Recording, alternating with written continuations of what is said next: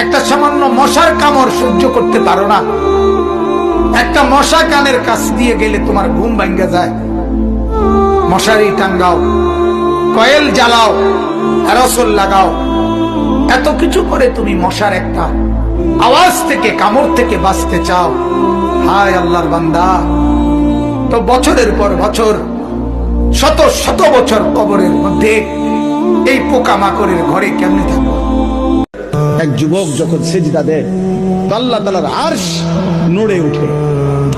আল্লাহ তাআলা আরশ আজিম থেকে বলে, যুবক আমার সেজদা দিলি, যা আমি ওয়াদা দিলাম তোরে এই আরশের নিচে ছায়া দেব।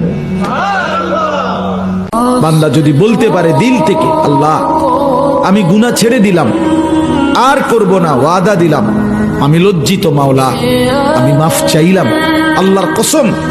আল্লাহ বলেন, উলাইকা জাযাউহুম মাগফিরাতুম মির রাব্বিহিম, আমি ওয়াদা দিলাম বান্দা 90 বছরের গুনাহ আমি একসাথে মাফ করে দিব। আল্লাহ তাআলা বলেন, কাল্লা ইদা দুক্কাতিল আরদু দাক্কান দাক্কা, বান্দা শুনো, যত লাফালাফি ফালাফালি করো মনে রাখো তুমিও একদিন থাকবা না, পৃথিবীও একদিন থাকবে না। এই গোটা জমিন আমি আল্লাহ তাআলা চূর্ণ বিচূর্ণ করে ফেলব, সব শেষ করে ফেলবো। আসমান জমিন চন্দ্র সূর্য সব শেষ করে ফেলবো। হাসরের মাঠ কায়েম হবে, ওয়াজা রব্বুক, আর তোমার রব, সমস্ত মানুষ দাঁড়িয়ে থাকবে হাসরের মাঠে। তোমার রব আল্লাহ হাসরের মাঠে আগমন করবেন। ওয়াল মালাকু সাফফান সাফফা, কোটি কোটি ফেরেশতা হাসরের ময়দানে সারিবদ্ধভাবে দাঁড়াবে। আল্লাহকে না পেয়ে কেউ যদি গোটা পৃথিবীও পায়, কসম খোদার সে কিছুই পায়। আল্লাহকে পেয়ে কেউ যদি গোটা দুনিয়াও হারায়, আল্লাহর কসম সে কিছুই হারায়। আল্লাহকে না পেয়ে সব পেলেও কিছু পাওয়া হয় না, আল্লাহকে পেয়ে সব হারালেও কিছুই হারায় না। ফজরের মুসল্লি যারা মাহাদির সৈনিক, তারা ফজরের মুসল্লি যারা দাজ্জালের বিরুদ্ধে লড়বে, তারা ফজরের মুসল্লি যারা শেষ জামানায় ঈমান রক্ষা করবে, তারা হারায় যাবে। আব্বা হারায় যাবে, হারায় যাবে। পিছনে চুল বাবরি রাখা অথবা চারদিকে চুল সমান রাখা, আল্লাহর কসম এটাই সুন্নাত, এটাই সৌন্দর্য। এর বিপরীতে যুবক, তুমি ডানে বামে সামনে যত স্টাইলের চুল বাড়াচ্ছ, এর একটাও কোনো সুন্দর নয়, বরং নিকৃষ্ট। বেঈমানের চুল, কাফেরের চুল, মুশরিকের চুল, নাস্তিকের চুল, মুরতাদের চুল, দাজ্জালের চুল। বিশ্বাস করেন, আমাদের আল্লাহ ছাড়া কেউ নেই। আমাদের জন্য, আমাদের নিরাপত্তা, আমাদের দুনিয়ায় বেঁচে থাকার অধিকারের জন্য আল্লাহ ছাড়া কেউ নেই। কেউ কোন পৌঁছেগা হামে তেরে সওয়া, আল্লাহ আপনি ছাড়া আমগো খবর নেয় কে, আমগো কথা জিজ্ঞেস করে। শেষ পর্যন্ত আমি একাই, আমার ডানে বামে কেউ, আমার মৃত্যুতে কেউ সাথে মরে না, আমার অসুস্থতায় কেউ আমার সাথে অসুস্থ হয় না, আমার যদি চোখে ঘুম না আসে এ কারণে কেউ নির্ঘুম থাকে না। আমি আসলেই একাই।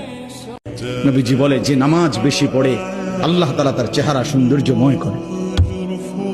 যার নামাজ যত বাড়বে তার চেহারার নুরানিয়াত সৌন্দর্য তত বাড়বে। হোক না সে কালো, হোক না সে নিগ্রু, কিন্তু তার চেহারা মায়াময়। তুমি ধরো নামাজ, দেখবা এই সমাজের সবাই তোমার আদর করবে। লম্পটদের সাথে থাইকা কোনোদিন ইজ্জত পাবা না। চরিত্রহীনদের সাথে থাকলে তোমারে কেউ সম্মান করবে না। ওই চরিত্রহীন তোমার সাথে যে আড্ডা দেয়, সেও কিন্তু তোমারে সম্মান করে না। তোমরা নিজেকে পরিবর্তনের সিদ্ধান্ত নাও, ঠকবা না ইনশাআল্লাহ। আল্লাহকে সেজদা দিয়ে কেউ ঠকে না, প্রিয় নবী সাল্লাল্লাহু আলাইহি সাল্লামকে অনুসরণ করে কেউ ঠকে না।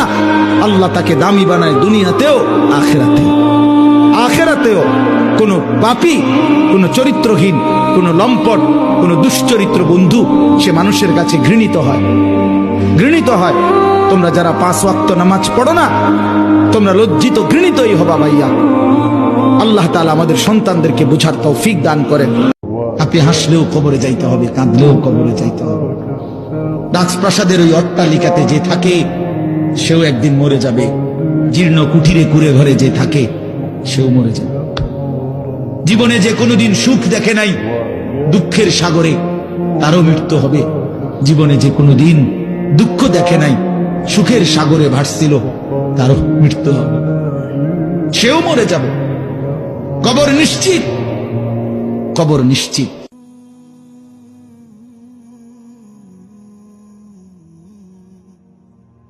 আল্লাহ আপনি আমার দিলের মধ্যে তাকওয়া দেন। আল্লাহ আপনি আমার দিল বিশুদ্ধ পবিত্র করে দেন। আনতা খায়রু মান যাক্কাহা, আপনিই তো হচ্ছেন সর্বোত্তম পবিত্রতাকারী।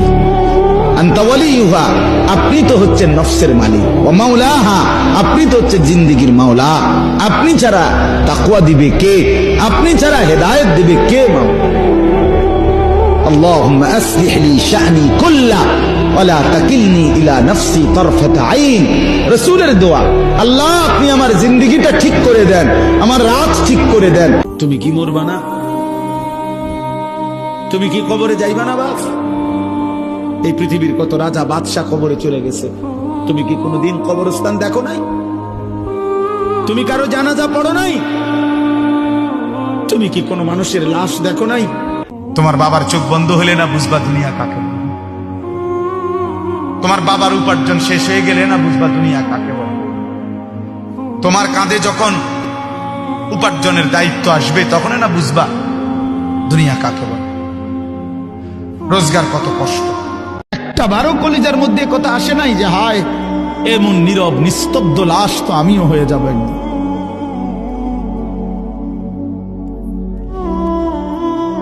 কবর দেখলে তো এটা ভাবা উচিত। রাসূলুল্লাহ সাল্লাল্লাহু আলাইহি ওয়াসাল্লাম বলছেন, তোমরা কবর জিয়ারত করো। তোমাদের কবর জিয়ারত করলে তিনটা জিনিস উপকার হবে, তিনটা ফায়দা হবে। তুজাহিদু ফিদ দুনিয়া, দুনিয়ার প্রতি বিরাগ হবে, দুনিয়ার বিমুখতা আসবে, আখিরাতের ফিকির আসবে। ওয়া তুযাক্কিরুল আখিরা, আখিরাতের কথা স্মরণ পড়বে। ফা ইন্না ফি জিয়ারাতিহা তাযকিরা, কবর জিয়ারতের মধ্যে তোমার নিজের জন্য তুমি উপদেশ লাভ করবে। রাসূলুল্লাহ সাল্লাল্লাহু আলাইহি সাল্লাম বলেছেন এই তিনটা লাভ। আল্লাহ বলে, আমার এক গোলাম আমার থেকে ভাইগে গেছিল রে, অনেকদিন ওই আমারে সেজদা দেয় নাই, আজকে দিছে।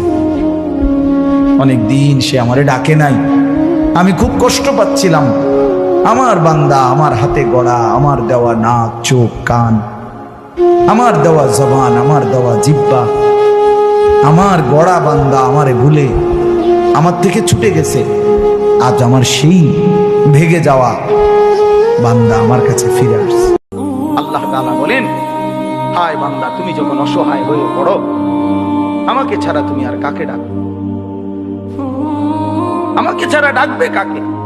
কে তোমার ডাকে সাড়া দিবে? তোমার রোগ, তোমার অসুস্থতা, তোমার পেরেশানি, তোমার অভাব, তোমার দুঃখ, তোমার দুর্দশা, বলো বান্দা, আমি ছাড়া এই অভাব দুর্গতির মুহূর্তে কে তোমার ডাকে সাড়া দিবে? বলেন, আসলে কেউ আছে? ওয়ায়াকশিফুস সুআ, তোমার সমস্ত মুসিবত, মন্দ অবস্থা, দুরবস্থা দূর করার ক্ষেত্রে আল্লাহ বলে, বান্দা আমি ছাড়া আছে? আমরা মুসলমান, আমাদের আল্লাহ আছে, আমাদের আখিরাত ভুলে গেলে চলবে না। আমরা মৃত্যুকে আড়াল করলে হবে না। আমার বাপ স্বীকার করলেও মরতে হবে, স্বীকার না করলেও মরতে হবে। হবে কিনা বলেন? চোখ বন্ধ রাখলেও মরতে হবে, চোখ খোলা রাখলেও মরতে হবে। সুখের সাগরে যে ভাসে তারও মৃত্যু হবে, দুঃখের সাগরে যে ভাসে তারও মৃত্যু